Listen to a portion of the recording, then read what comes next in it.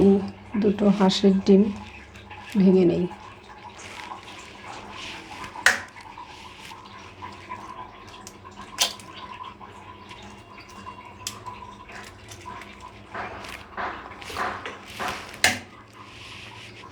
তিতিরের জন্য প্যানকেক বানাবো। দুটো হাঁসের ডিম নিলাম।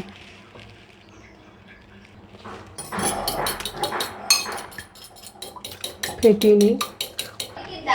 এবার দিয়ে দিচ্ছি হচ্ছে তালের গুড়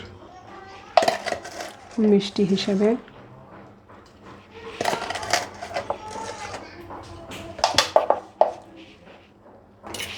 এবার এটা ভালো করে মিশিয়ে নিই। এতে দেবো আমি জোয়ারের আটা। জোয়ারের আটা গ্লুটেন ফ্রি। আবার মিশিয়ে নিই।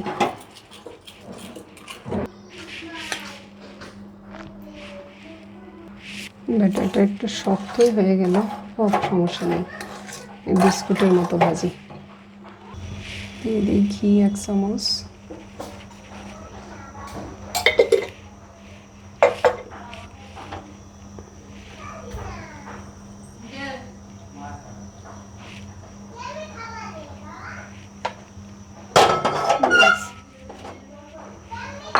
এবার আমি হাত দিয়ে দিব। এবার এটা ভেজে নিই। করতে চাইছি প্যানকেক, হয়ে গেল বিস্কুট। বিস্কুটও হয় নাই, যাই হোক খেতে ভালোই লাগবে।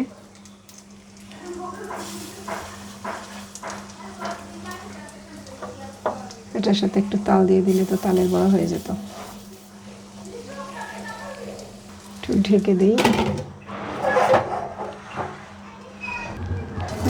একটু দেখাই, উল্টে নিই। এটা আসলে যারা ডিপ তেলে ভাজবেন তাদের তো ভালো হবে, কিন্তু আসলে ঘিয়ে ডিপে ভাজা আমার পক্ষে সম্ভব না। আমি এরকমই ভেজে নেব।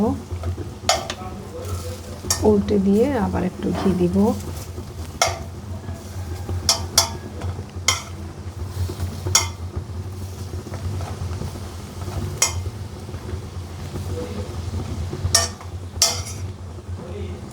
কালো হয়ে গেল না এক পাশ? আসলে আমি একটু অন্য কাজে গেছি, যার কারণে এরকম হয়ে গেল।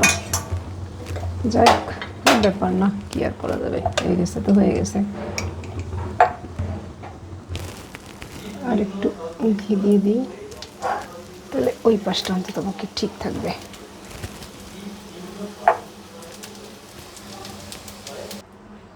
আমার রেডি বিস্কুট। এখন চুলাটা বন্ধ করে দিই। বন্ধ করে দিয়ে এভাবে থাক, পরে তাহলে দেখা যাবে কি যে এটা ভিতরটা খুব সুন্দর হবে।